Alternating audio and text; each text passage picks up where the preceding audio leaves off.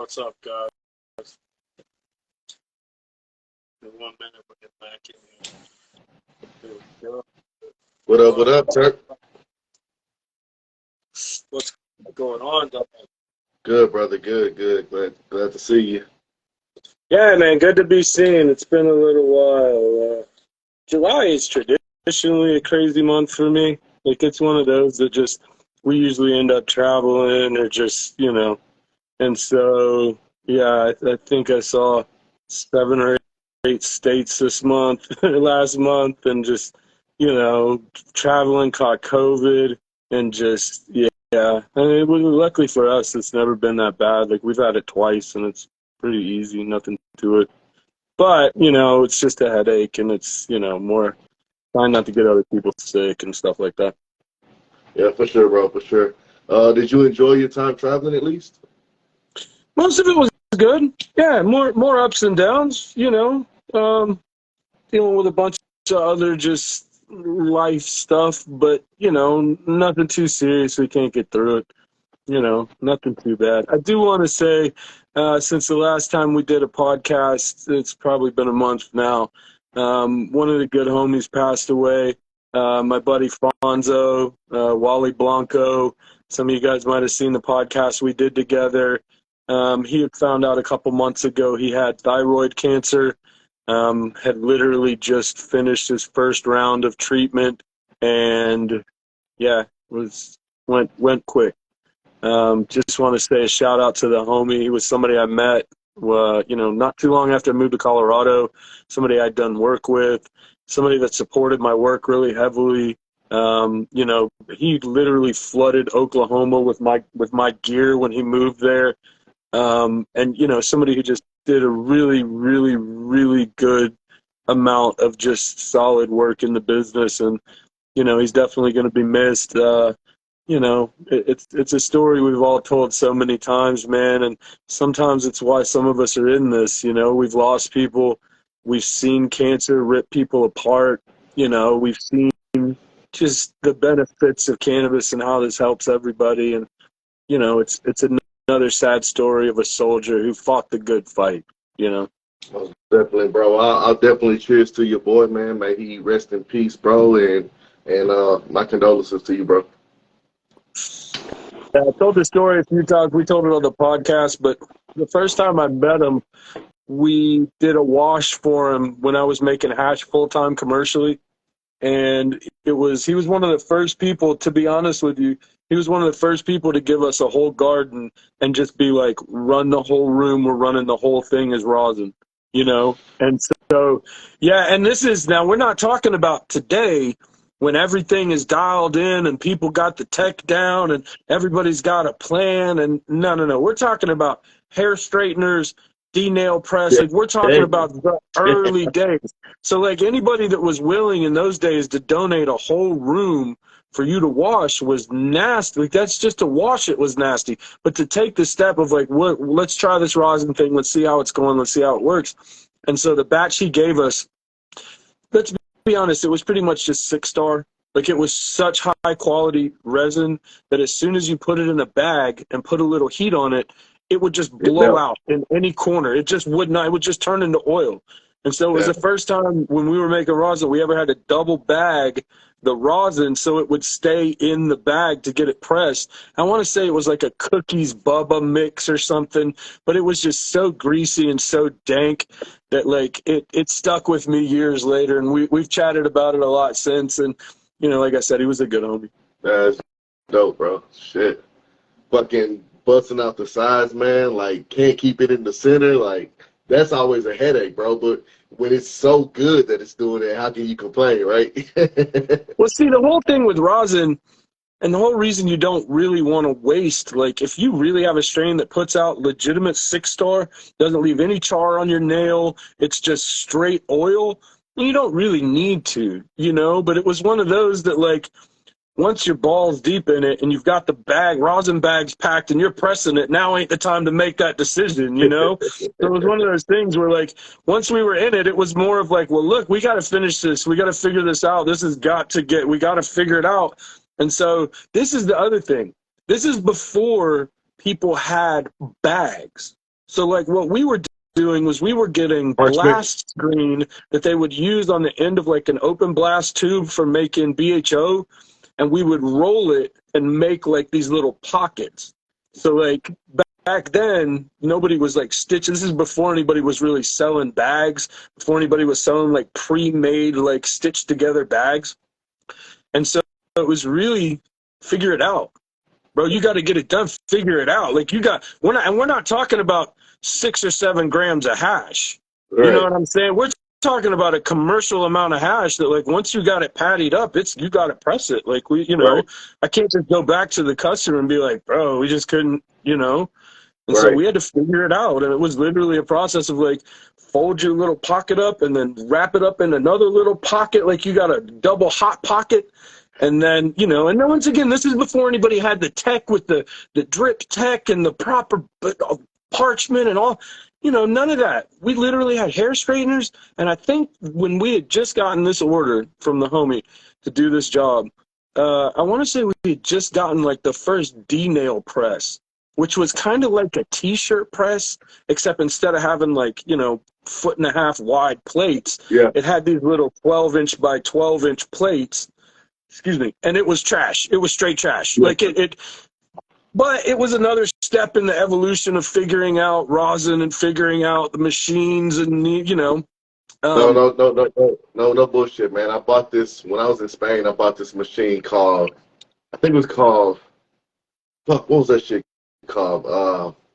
Turk Box, I think it was called.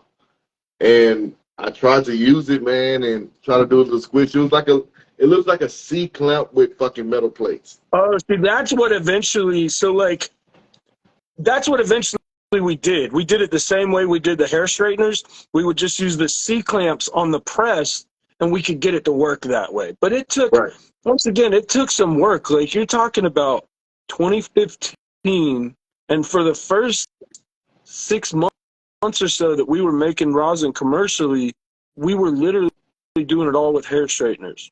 And then I want to say we ran into a dude that owned D-nail at one of the cups, and he was like, well, look, I'm working on this prototype press. Like, I'll send you guys one for shipping if you'll just beat the shit out of it. Yeah.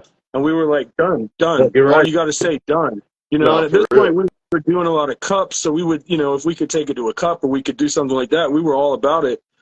And it just wasn't, like I said, about this time, there were like 3 different companies, I want to say, that were working on designs for like proper rosin presses. Like, I want to say Rosin Technologies was on the cusp of theirs, and they were doing demonstrations with it and stuff like that. And then I want to say there was one other company that was working on like something back then. But even then, it would be 6 months to a year before any of those machines started to become affordable enough that anybody other than commercial growers were getting them, So, I mean, we're talking about like into 2016, maybe even into the middle of 2017 before people started to have like production units ready. How long have you been pressing cannabis, bro? Extracting cannabis for see, I started I've been making hash almost as long as I've been smoking. Like, it was 97 to 98. I had a homie that we used to get really good really good acid from.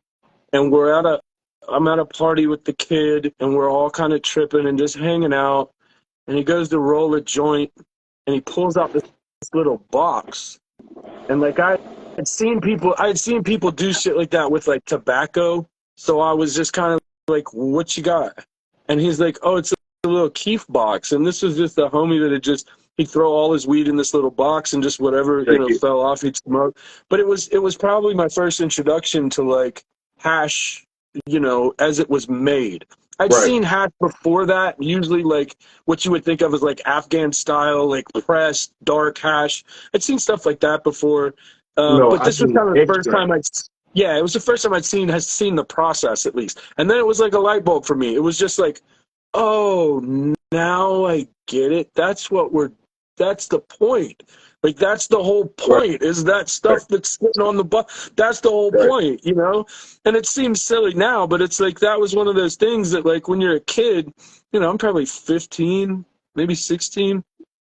The first time I see this. And from then it was just an explode. Then I understood. And then for me, it was just, I researched anything I could about water hash, sift. The first time I ever made BHO was 2004. And then when rosin kind of started around 2014, but it was one or two people found out about it, and it was kind of spreading via like word of mouth in the community. Yeah. And then I want to say Cuban grower had done something on High Times, or there was a video on YouTube or something. And he kind of, talked about it and kind of talked about this new thing. And then from there, it exploded.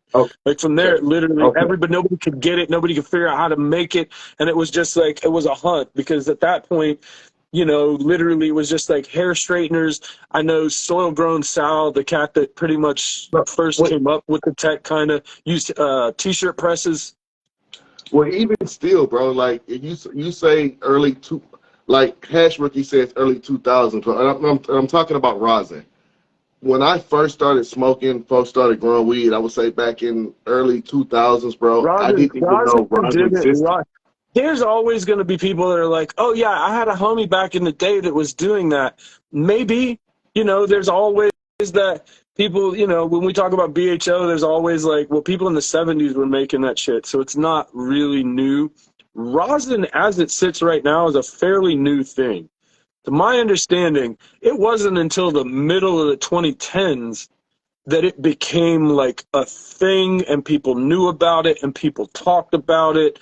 If somebody did it before then, they're not really known, because like I said, Soil Grown Sal is pretty much the dude that started to push the tech out and tell people, like, I don't remember, it'd be great. I don't know if he's done a podcast and talked about all this, but like, I'd love to see, where all that came from and what the process was.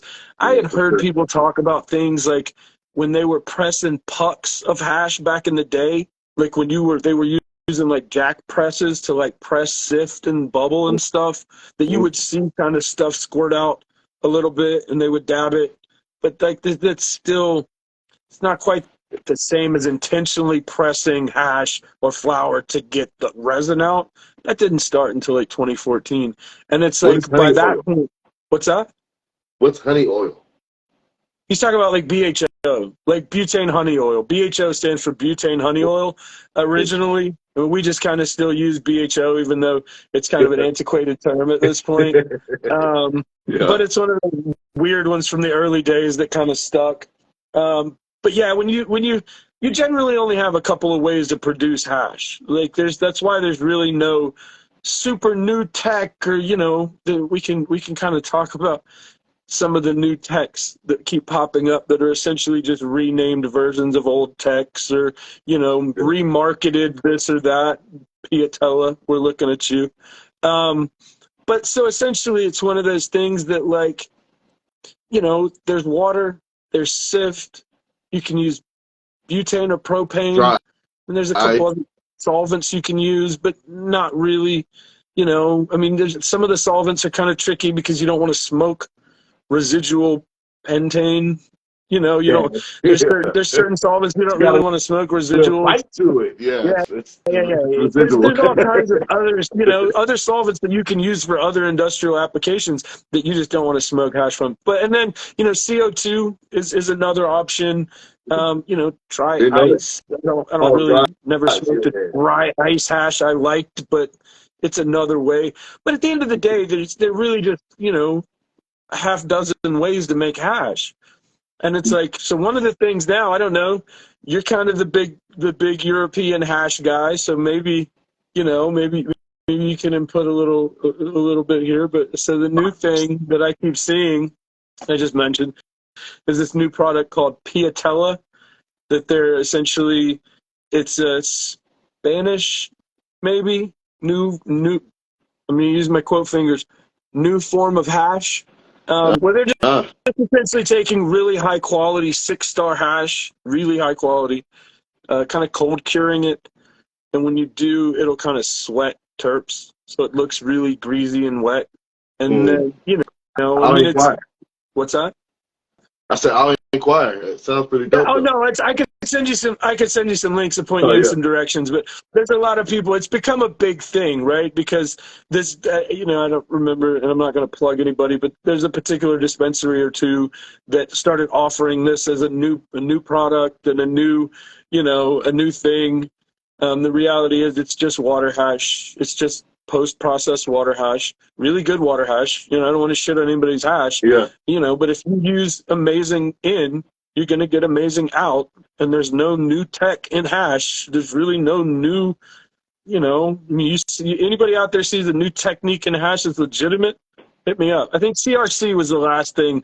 Color remediation was probably the last new thing, and even that's not a new tech. I tell you what I want to go do. I want to go do some old school hash fucking chars making, bro, and make my own chars. That's what I want to do, just from the fresh fucking plant, bro. Like, So here's and my see what that tastes problem. like too. Here's my problem, and I've talked about this a couple of times before in discussions about hash. Wear gloves. Wear fucking gloves.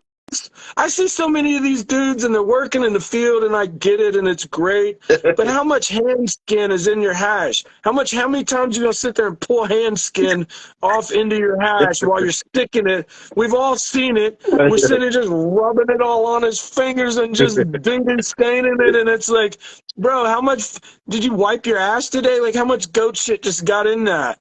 Like, how much, what are you handling? What are you handling? You're putting your hands all in the hash. That's nasty. No. Bro, hey, you know what, man? If I'm in the woods, bro, and cause I mean, bro, the shit I'm thinking about, like the shit that was on Strand Hunters, bro, there ain't no time to grab no fucking gloves and bum I know. fucking nowhere, bro. I'm just throwing one of my pet peeves out there. Well, it's funny because I'm gonna try and tell this story, but I'm gonna Yeah. try and not leave anybody in it that could get involved. So it's like an older person that I know came to me and they're like, Nick, what about that hash I used to get back in the 70s and shit, right? And they're like, well, it used to be brown and it was tacky and it was really good. And where's that today? And I'm like, well, the truth is, refining process of a change. Yeah, you know what? I'm not going to lie to you. I got you. So you throw together some sift, right? And you press it together really warm, or some bubble hash, and you tell them, listen, man, this is how this went. This was smuggled up a sheep's ass out of Afghanistan. It went through 7 states in the greater Pakistani, Afghani region before it got here. Then somebody else had to swallow it. They shit it out. So by the time it got to you, you ain't gonna believe it. It's gonna knock you the fuck out. Yeah, I mean, What's the difference? Now it's just not smuggled up the ass of a sheep. Like, I don't know.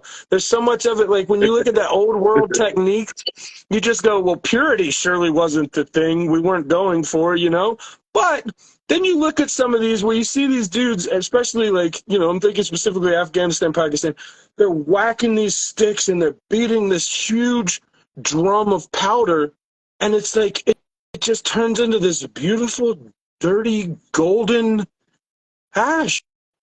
And it's like, try and press your own hash. Try and go do that yourself and just beat that shit to Jesus and then press it together and see what you end up with. Because it ain't going to be what you think it is. You and I have talked about this before. Because you asked me, why doesn't my sift look like the old school hash? And I'm like, it's purity. It comes down to purity. It comes down to refining. Right, and that's what I was going to say. When I do think of those processes and stuff like that, I think about a lot of plant matter being in the material. And you could argue all you want, but I just think the process in which the way it does it, you only can get plant matter into it, But the way I do it. Oh, go ahead. The way I like bubble hash better, man. I think it's less plant material gets in it, and then I get to pick my own strainer, or what do you call it, the sifter, like micron. You're picking your micron, like, so essentially, micron, right? It's the size of the head, yeah. Right. So I don't know, but then again, the hash was pretty good in Spain. I'm not gonna bullshit. Like it was the Moroccan hash, bro. I used to get from no offense, this is just what the Spanish people called them, but they called them gypsies. We'll get from the gypsies, bro. The shit was amazing. Yeah.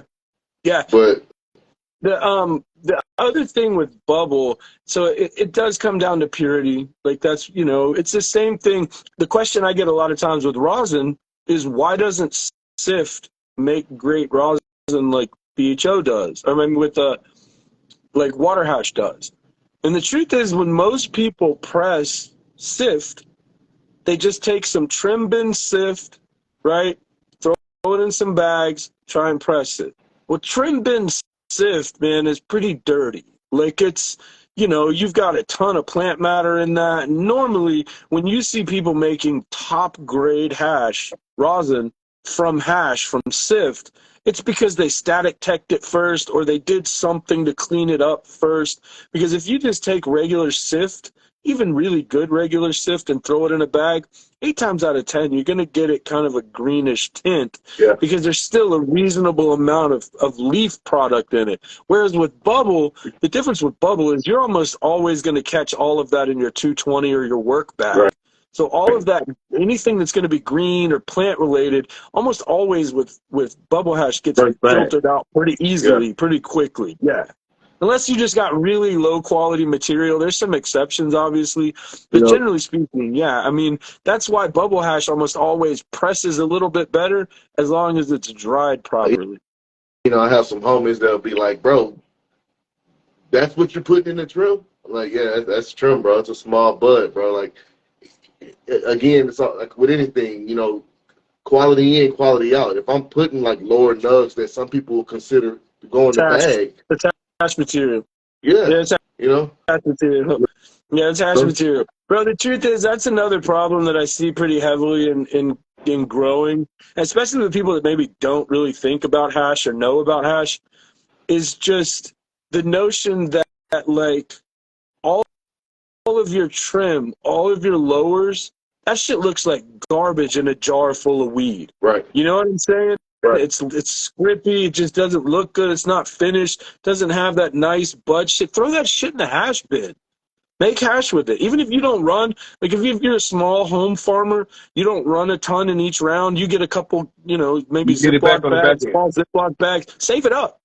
Save it up. Find a way to save it up. But the truth is, man, like once you kind of find out about hash, growing is entirely different. And for me, like I've trimmed a lot of weed, so I don't have a problem going, if it's not a full nug, it's hash material. I'm not trimming larf. I'm not paying trimmers to trim larf. Anything that's underdeveloped or lowers or anything like that, hash material. Sure. Edible, something. My last hash run, man, I took some tips from the hash rookie, man. He really helped me out. One thing that I learned, bro, is I thought, and matter of fact, you mentioned it to me. He was like, bro, I think you got too much ice in there. It's not about how much ice you have. It's about the temperature of the water, And temperature of the water, yeah. That has a big thing to do with it. What do you mean?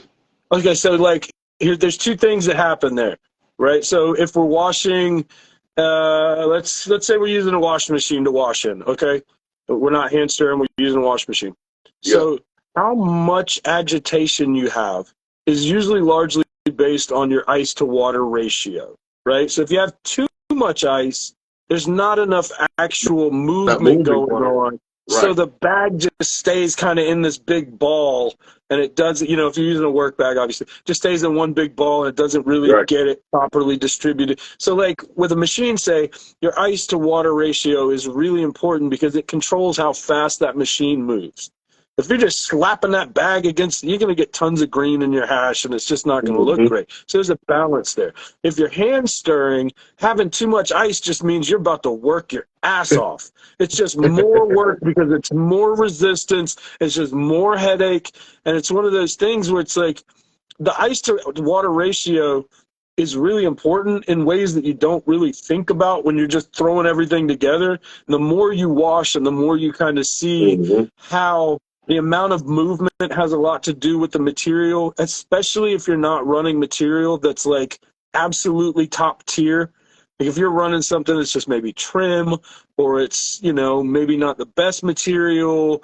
I always say heavy indicas, in my experience, haven't been great for washing because they tend to have smaller heads. The heads don't separate as well. So you get a lot of stalk and you get a lot of green. And it just kind of depends on the material, what you're running. That's why I always say, like, as a hash maker, the best thing you can ever have is a relationship with the grower who's consistent. Because then if they give you AA material, you can easily hand them a product.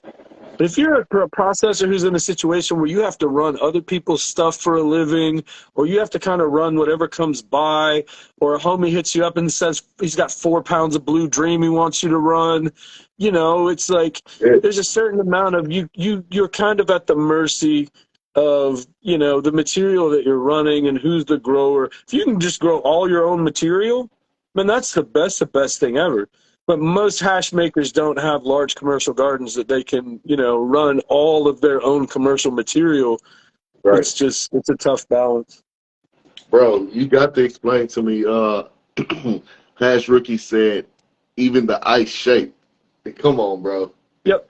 Come on, bro. Yep. What do you mean by that, bro? That's another thing that's like, come on, bro. I feel like, if I'm going to be honest with you, I feel like at that point, we're arguing kind of more of nuance. Like, I think ice shape particularly ice, tends bro. It's to, fucking cold. but there's not it. No, that's not true. So Sonic Ice is not the same as them big round ices, which are not the same as the ice cubes, which are not the same as like the ice slices. You know, it's not all the same. And so there's a lot as far as like surface area, how much agitation the ice makes, how much, you know, and once again, we're kind of getting into the finer points of hash making at that point. Like every hash maker has a different setup that they like. Yeah. But some of the best and top tier commercial hash producers right now, they have their own RO system. So your water comes in and it gets absolutely scrubbed. So that all you're putting into your water is non-chlorinated RO water, right? And then everything from there just gets more anal to the detail depending on the hash maker. So, you know, now things are a little different in the last 4 or 5 years. Now they have large commercial washing machines like the Osprey and like things like that are like large scale commercial water hash making machines. Yeah. Most people didn't have that for the longest time. But the next thing I've seen in most grows these days is an ice maker. Because you've got so much ice, it's so much cheaper to just get one. But then that's the big debate is like, what kind of ice do you use? You know, the other thing is making sure your water's at a certain, I'll put it to you this way, man. The top tier of water hash makers, it truly is an art. Because there's so many small variables and the passion that goes into it, the work that goes into it. You know, it's getting a little easier, but it's always been a tough business. And it's one of those that, you know, like, it's easy to make hash. It's not easy to make great hash. You know, it's tough. And then I don't think enough gets talked about is the curing process of the hash. I think that hash should go through a curing period as well. Instead of, I see a lot of people, as soon as it comes off, you know, the press, or whatever, you know, they ready to medicate with it. But I've noticed that I put it inside of one of the bags that I use and just left it alone for a bit, and it got to sweating, like you say, it does sweat, you know, when I think about it. And yeah, man, it's so much better than it was the first day. So I don't think a lot of people talk about it. You brought up another one that's kind of a, you know, I saw my buddy Shore Extractor here a minute ago rolling through the chat. I'm sure he stops in usually, but he and I have kind of chatted about you know, like, I'm a firm believer that the minute, if we're talking rosin, right, the minute it's pressed, a process begins where those terps start to degrade. Mm-hmm. So the moment where that hash has the most terps in it is going to be essentially the moment it comes off that press, especially once you've ruptured those trichome heads and now all of that oil is exposed. You separated it from its wax. Now the process begins. And, you know, Shore and I have kind of chatted that, like, there's obviously things you can do to mitigate this. You want to cool your hash as quickly as possible. You want to get it cool and keep it cool, kind of in a state where those terpenes are going to stay kind of isolated and not evaporate and off gas on you. And so, you know, with water hash, it's a little trickier because it all kind of depends on how you dry, how well you can control your drying process. You know, once again, it's variables on variables on variables. But it's something Shore and I have kind of chatted about is like that terpene degradation process and the oxidization of your THC and the degradation and oxidization of your cannabinoids begins immediately. Really, the minute you harvest your plants, that process begins. How much you can mitigate that, and to what extent you can capture those terpenes in as pure a form as you can. That's the goal of every great hash maker. You know, that's these days the goal, because anybody can make distillate and make 98% THC. You know, but not everybody can make amazing, especially when we're talking about solventless. No, but not everybody can make amazing solventless that's terpene. It's just not as easy. So is it possible to go straight from harvest, bucket, and put it in the ice?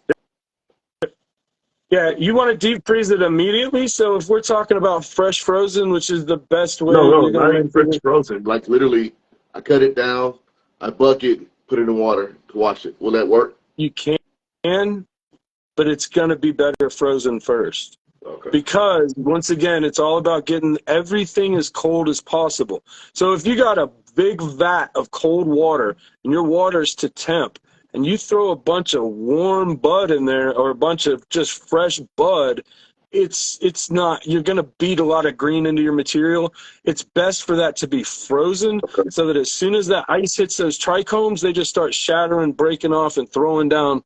You know, that's exactly what you want. But now you can. I'm trying to think if I've ever seen anybody do it.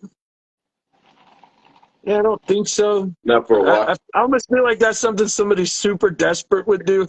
Like you smoked your last couple jars of hash and you're like, bro, I gotta get something to dab. And you're like, this room's coming down. And you're like, I'll take a couple pounds and just throw it in the, you know. But I feel like you would largely waste your material, and I don't think that would go very well. Yeah, it definitely makes you. So the process, when your trichomes are forming, you essentially have a layer of wax that encompasses some oil. That's the long and the short of it. As we're extracting hash, the process is to either grow strains that have very little of that wax and have a ton of oil, or in the process of extracting, remove those waxes, right?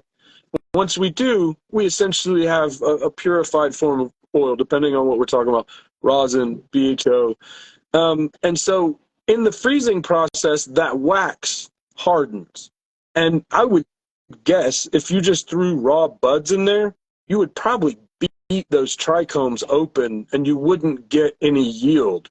Just because by freezing, you make sure that they're extra brittle and those heads just snap away from the stalk. And that's really what the freezing process is more about, is more of getting everything to temp so that you're not throwing like warm product into a frozen mix, but also getting it all down to temp so that the trichome heads are extra brittle and they just break off once you start to agitate them a little bit. Yeah, I would think that if you're not gonna freeze it, I would suggest drying it first, like in the normal. Those are your only two options. You either make fresh frozen and you know how to handle that, or you dry it and make cured, some sort of cured resin.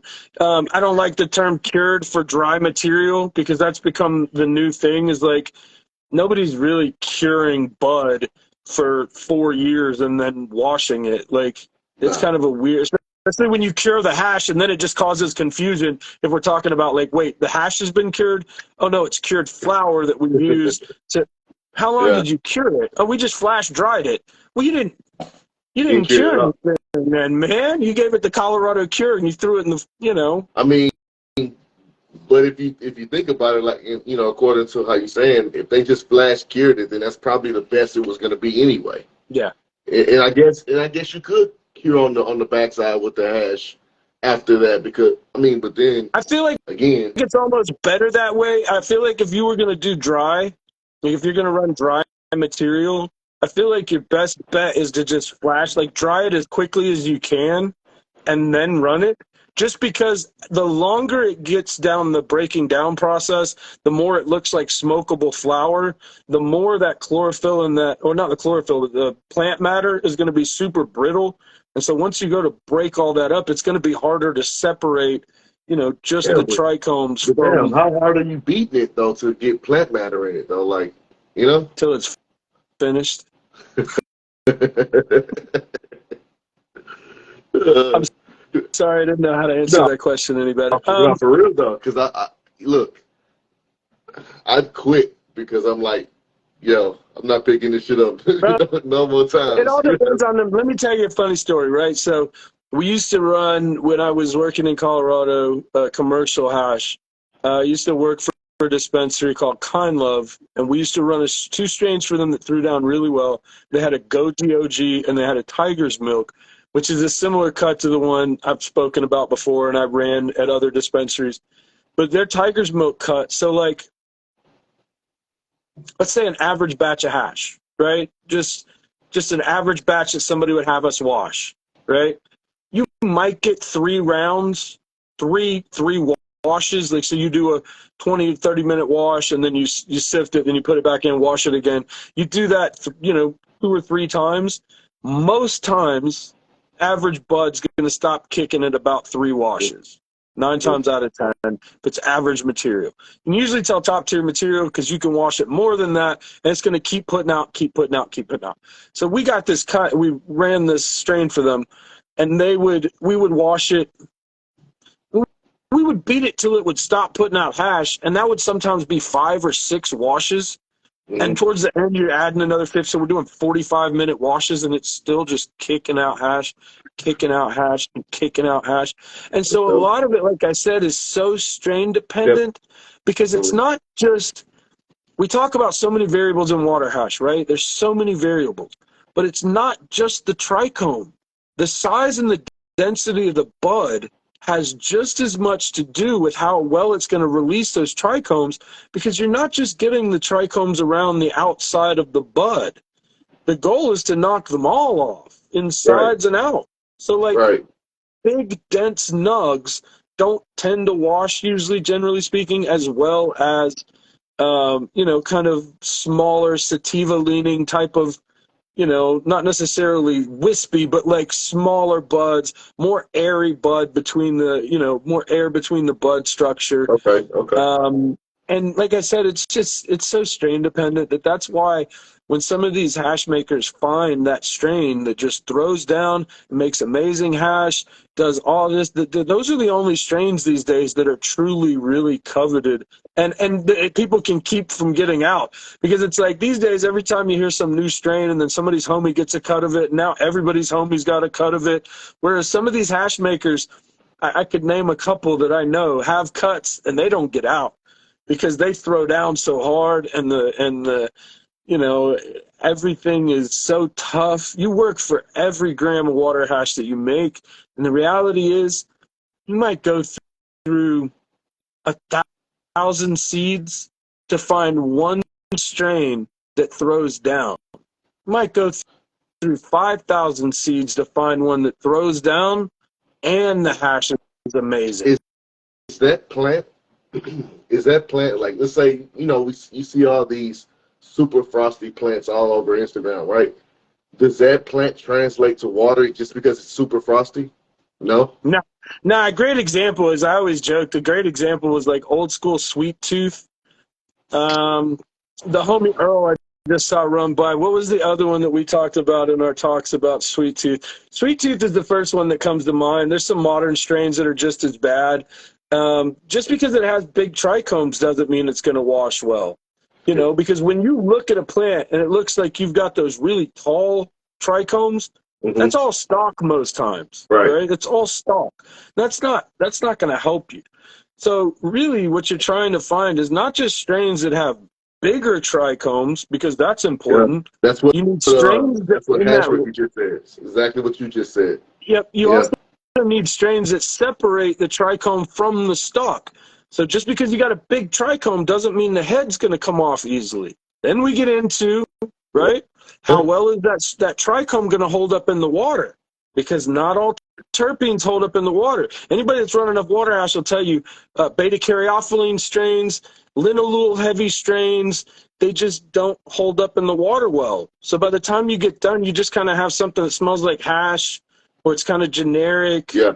So for people like me, that like when I say I breed for hash, I'm not just trying to give you a strain that's going to throw down well, because there's tons of those now.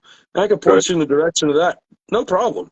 Now I'm trying to find strains that wash well and still have tons of flavor either finished or once they've been pressed. Okay. And that's the real trip, is that finding terpene profiles that have the right trichome size, the right...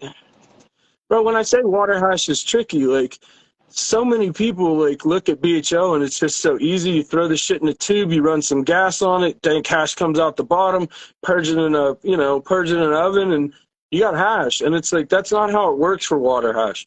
It's such a process to find the right strain, maximize your process so that all of your, operating procedures are on point. Cleanliness. When we talk about water hash labs, cleanliness. Like, that's one of those things that, like, I've been in water hash labs and I can look at your bags or whatever you're sifting with and I can tell you real quick what your hash is going to look like.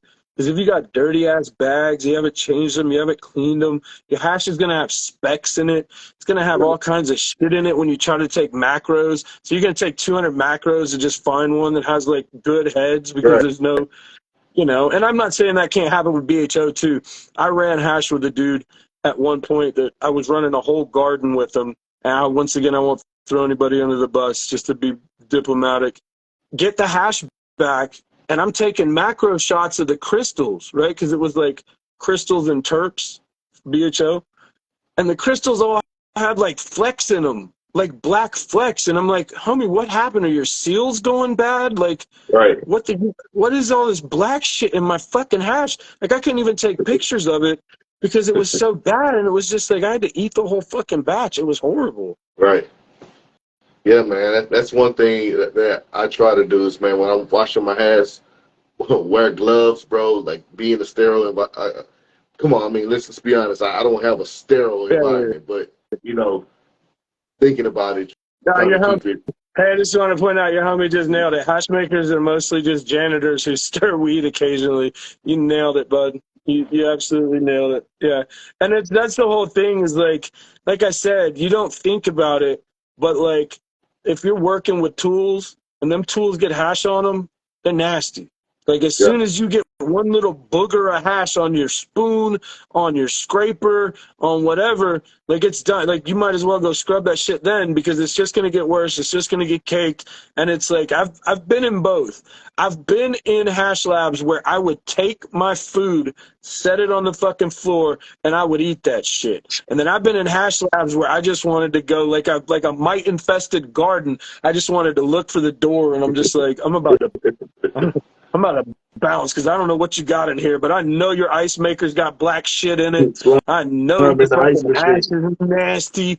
Bro, I could tell you some stories, homie. And like I said, like I worked in a couple of big commercial hash labs. When I say I've seen all of the good and I've seen all of the bad. Yeah.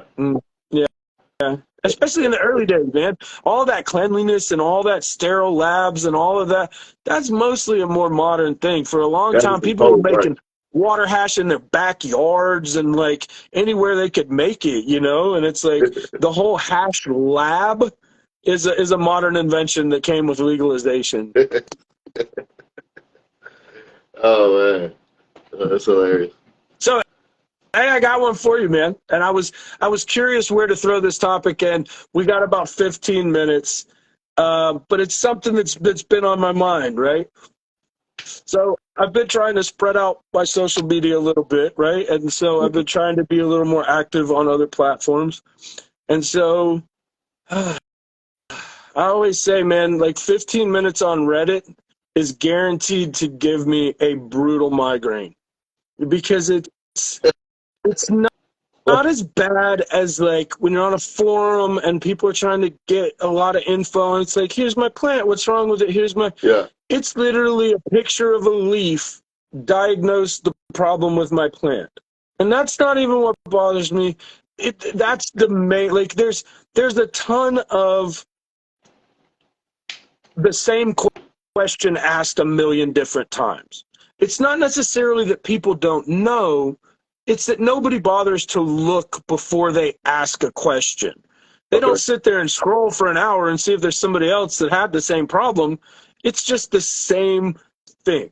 So as I post there, I don't talk a lot. I tend to kind of post my pictures on my forum, but I'm bad about, I'll see something in a post and I'll I have to say something. Okay. So it's been brought to my attention that there is a new, I would say, growing subculture of people who believe that flushing your weed is both pointless, a waste of time, and shouldn't be done. Now, I don't mean this is like a kid who's running a campaign. I'm talking about I have had multiple people in a very honest and heartfelt way try to tell me that flushing your weed is stupid, that we're all antiques for doing it, that it does absolutely nothing for your weed or for the quality of your weed, and is largely a pointless endeavor. Okay. The reason I bring this up is because are we going to argue about watering our plants next? Like, there's certain parts of this growing process that we've largely established. This is essential. This is largely essential. If you want to grow great weed, flushing your weed is pretty essential. There's a couple arguments that have been brought up. It's not like the Flat Earth Squad where they just go, the Earth's flat and that's our theory and we're all just sticking to it.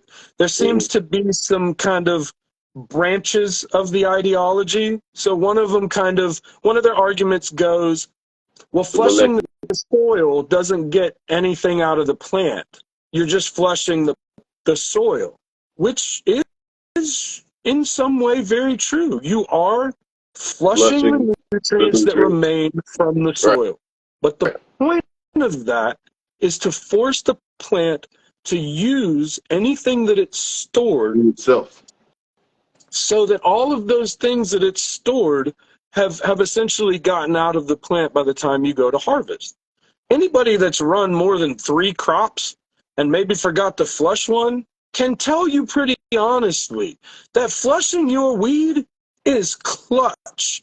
If you want weed that will burn all the way through a joint, that's not going to leave big chunks of brick in your pipe if you're smoking it, we've all seen it. We've all seen shitty grown weed, and that's usually because it's overfed, underflushed.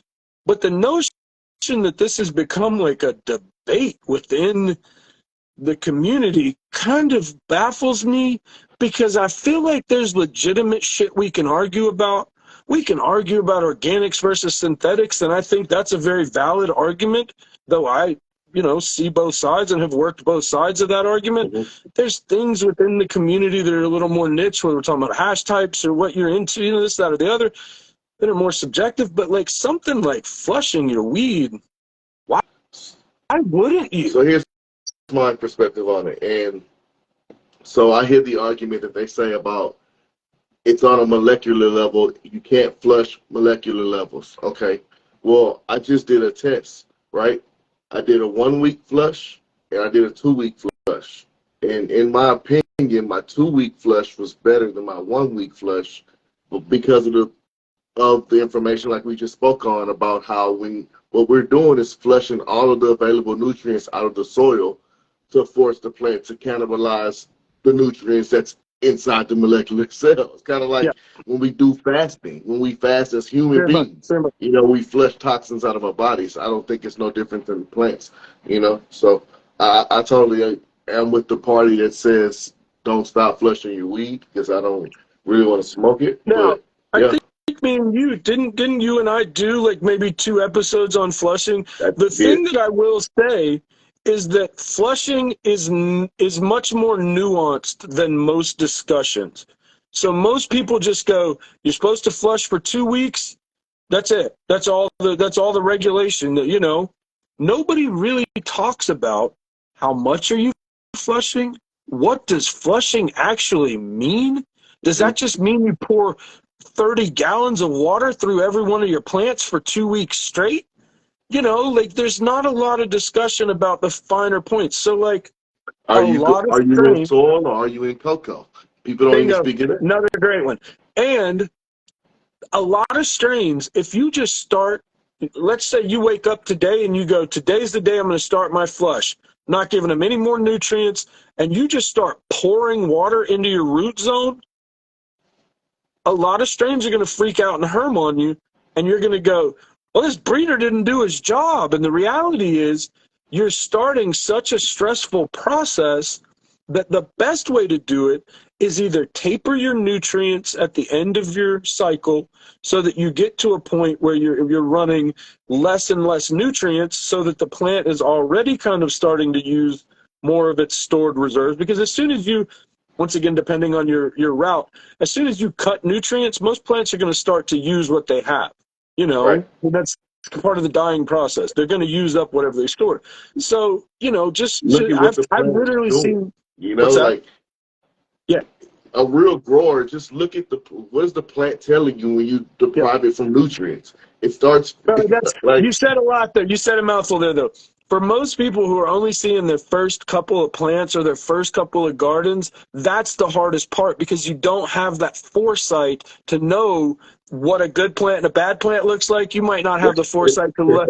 That's something that comes from years of looking at plants where you can walk in and go, that plant looks a little weird. That's something happened there, you know, and that's part of being in your garden, living with your garden, knowing your plants.